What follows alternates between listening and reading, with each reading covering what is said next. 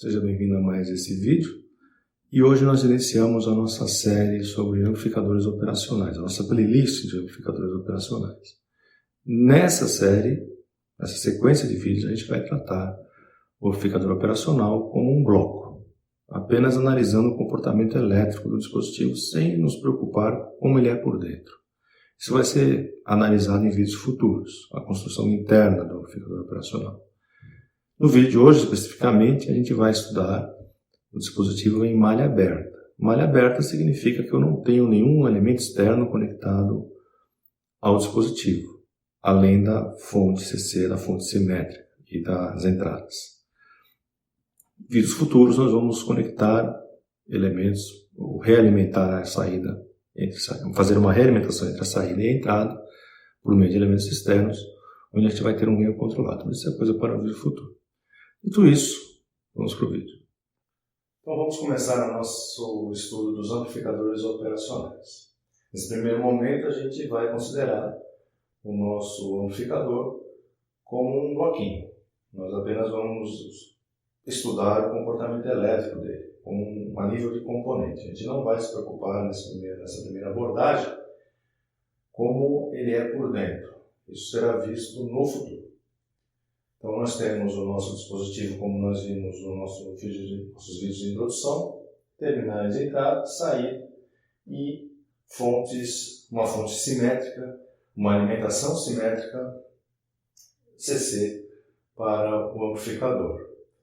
Ele vai então amplificar a diferença dos sinais dessas duas entradas. Então o V3, atenção que eu tenho na saída, é o ganho que multiplica a diferença entre esses dois sinais, o sinal aplicado na entrada do terminal 2 e o sinal aplicado no terminal 1.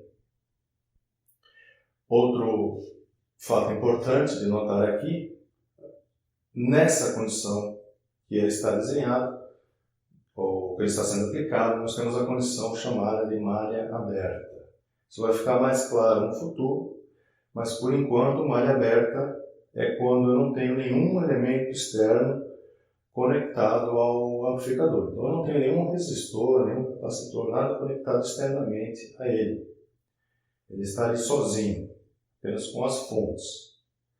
No futuro próximo, a gente vai começar a conectar resistores, por exemplo, nele, e nós vamos, por meio de um resistor, por exemplo, conectar a saída com a entrada. Isso é chamado de realimentação, e aí nós temos uma malha fechada. Bom, agora no nosso dispositivo ideal, nós vamos fazer algumas considerações. A primeira delas, nós temos aqui novamente duas fontes de entrada, aplicando o sinal nessas entradas. Nosso sinal de saída e a fonte de alimentação simétrica. No nosso dispositivo, essa entrada 2 vai chamar o nome de não inversor, nós já vamos entender por quê, e essa aqui é a entrada inversora.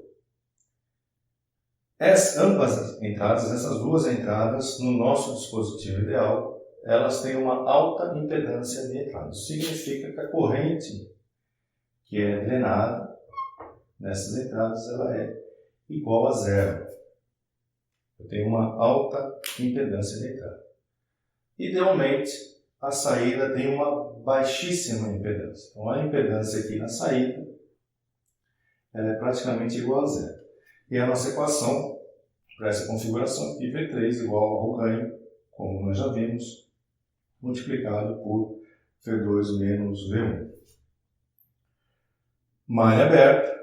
Nessa condição, o nosso dispositivo vai ter um ganho muito alto, um ganho praticamente infinito. E sendo aplicado dessa maneira, quando eu multiplicar essa diferença por algo muito grande, eu não vou ter um infinito como a saída. Eu vou atingir a saturação do dispositivo, que vai me dar ou mais VCC ou menos VCC na saída. Uma condição de saturação, se vai ser mais ou menos, depende dessa diferença, quem é maior ou menor. Se eu tiver V2 maior do que V1, essa diferença é positiva, multiplicada por um ganho elevadíssimo, vai saturar o dispositivo e eu vou ter na saída mais VCC.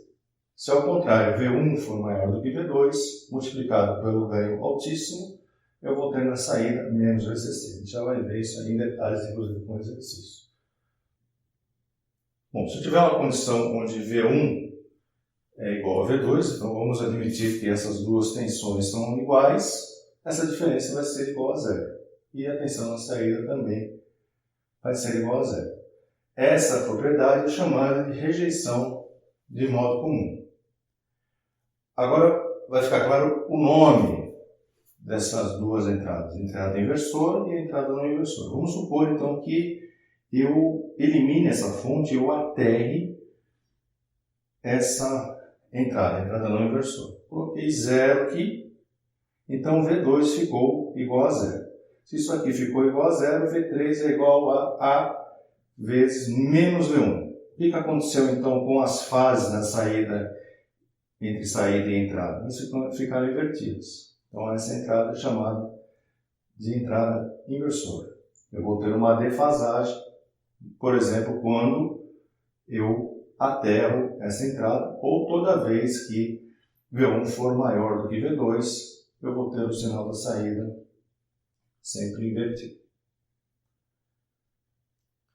A primeira aplicação que a gente vai ver no nosso amplificador é um circuito chamado circuito comparador. Então, nesse circuito, ele é um circuito onde o amplificador está em malha aberta e eu tenho aqui uma tensão de referência.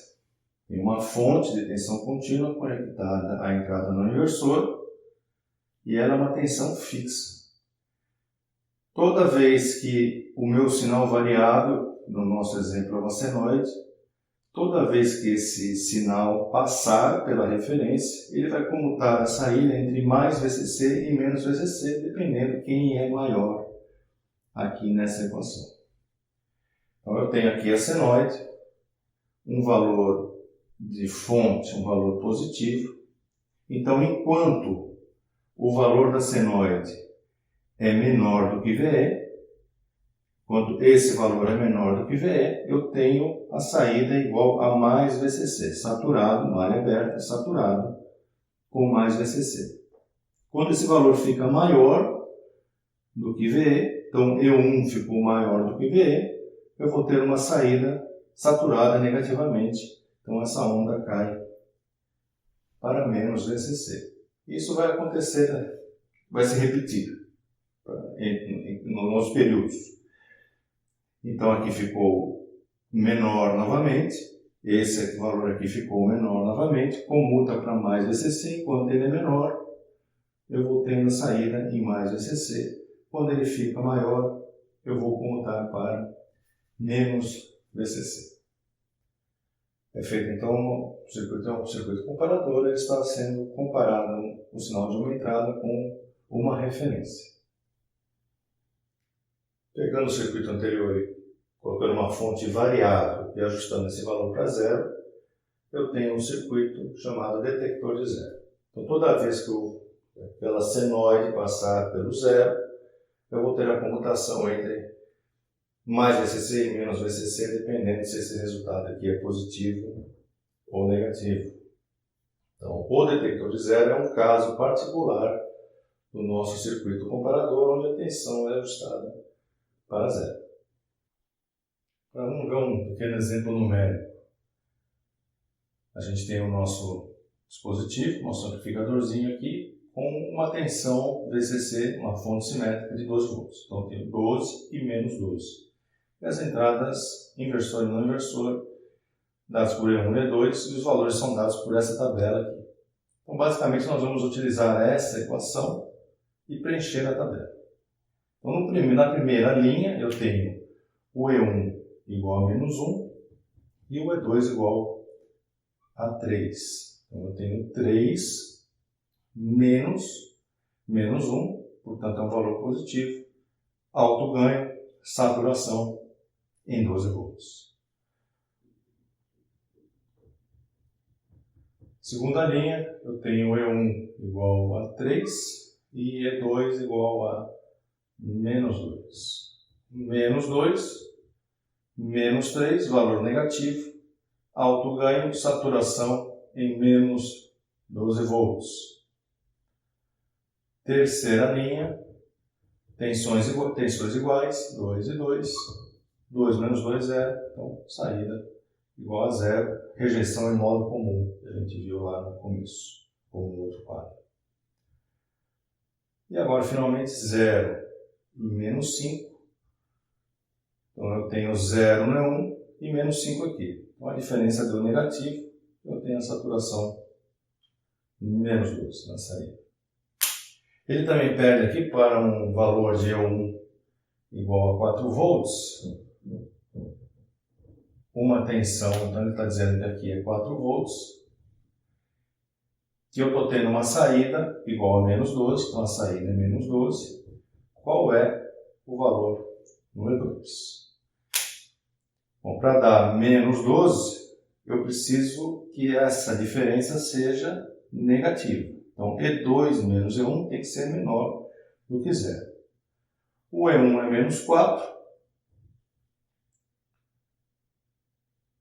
Eu tenho 4 aqui. Então, menos 4.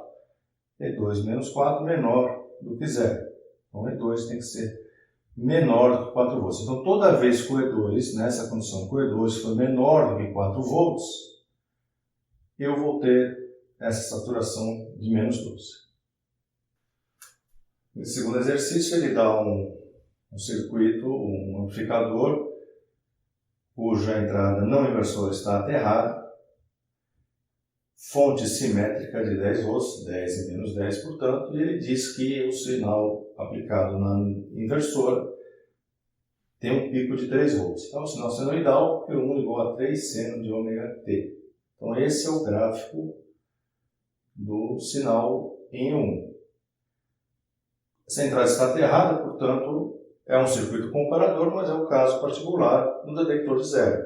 Toda vez, então, que essa senoide passar por zero, eu vou ter uma comutação na saída do nosso circuito. Então, vamos para a equação aqui. A tensão de saída é A E2 menos E1. O ganho vezes E2 menos E1. O E2 é zero. Então, o A é igual a menos E1. Então, o que significa isso? Eu vou ter a onda de saída quadrada, uma onda quadrada, e ela está sempre defasada da onda de entrada. Então, quando a entrada for positiva, eu tenho menos VCC. E quando a onda for negativa, eu vou ter mais VCC, por causa desse sinal de menos aqui. Esse sinal de menos é que está fazendo toda a inversão. Então, chegou aqui, passou por zero, ficou negativo, menos com esse menos aqui, mais VCC, inverteu novamente, ficou positivo, menos VCC, e assim por diante. Assim é eterno.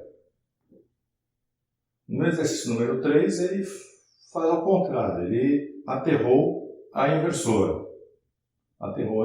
Ele diz que a tensão de pico é 5 volts, então a tensão aplicada na não inversora é uma tensão senoidal 5 seno de ômega t. Então essa é a onda de entrada. E a outra entrada está aterrada. Então na nossa equação, tensão de saída, E2 menos E1, o E1 está aterrado, é zero. Então dessa vez, eu tenho a saída em fase com a entrada onde eu tenho o sinal. Porque quem está aterrado é a inversora. Então nós temos o mesmo sinal aqui. Então quando essa tensão aqui for positiva, eu tenho mais VCC. Quando a tensão for negativa, eu tenho menos VCC. A simples aplicação aí, a análise daquela formulinha. Certo? Bom, espero que tenha ficado claro. Então, eu vejo você no próximo vídeo.